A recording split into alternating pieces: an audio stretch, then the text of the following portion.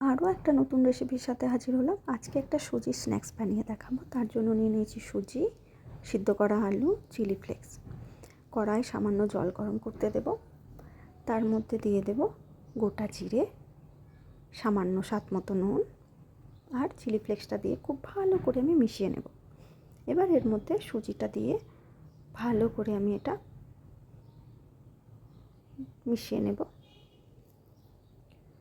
সুজিটা ফুলে গেছে। এবার এর মধ্যে আমি দিয়ে দেব সাদা তেল 1 চামচ। এবার যে আলুটা আমি সিদ্ধ করেছিলাম সেটাকে মেখে নিয়েছিলাম, এর মধ্যে মিশিয়ে টাইট করে একদম পুর আকারে তৈরি করে নিয়েছি। এবার এটা ঠান্ডা করতে দেব একটা জায়গার মধ্যে। এর মধ্যে মিশিয়ে দেব কর্নফ্লাওয়ারটা দিয়ে খুব ভালো করে টাইট করে একটা ডো বানিয়ে নিতে হবে। অনেকটা ময়দার ডোয়ের মতো হবে। এই সময় আপনারা নুনটা চেক করে নিতে পারেন, যদি নুন কম হয়ে থাকে এর মধ্যে মিশিয়ে নিতে পারেন। আমার ডো একদম রেডি হয়ে গেছে। এবার এটাকে আমি আলু যেমন করে টিক্কি বানাই সেই আকারে খুব সিম্পলভাবে আমি কাঁটা চামচ দিয়ে খুব সিম্পল একটা ডিজাইন দিয়ে এটাকে টিক্কির আকারে গড়ে নেব।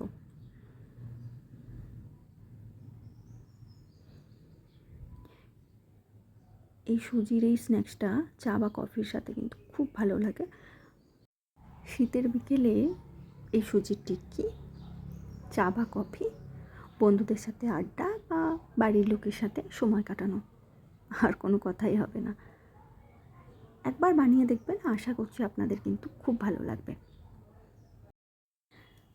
এটা আপনারা আপনাদের মতো করে যে কোনো শেপের গড়ে আপনারা করতে পারেন। আমার কাছে যেটা সহজ মনে হচ্ছে আমি সেটাই করার চেষ্টা করেছি। সুজির ডোটা দিয়ে আমার যতগুলো হয় সবগুলোই আমার করা হয়ে গেছে। এবার কড়াইয়ের মধ্যে সাদা তেল গরম করে এবার এটাকে ডিপ ফ্রাই করে নেব। মুচমুচে করে এটাকে আমি ভেজে নেব। উল্টে পাল্টে আমি লাল লাল করে সুজির টিক্কিগুলো আমি ভেজে নিচ্ছি।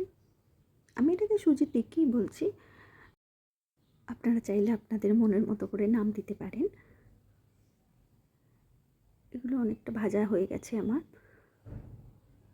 এবার এগুলোকে আমি নামিয়ে নিয়েছি। আর একটা ব্যাচ হবে, সেটাও কড়ার মধ্যে গরম তেলে আমি সেটাকে উল্টে পাল্টে আমি ভেজে নেব।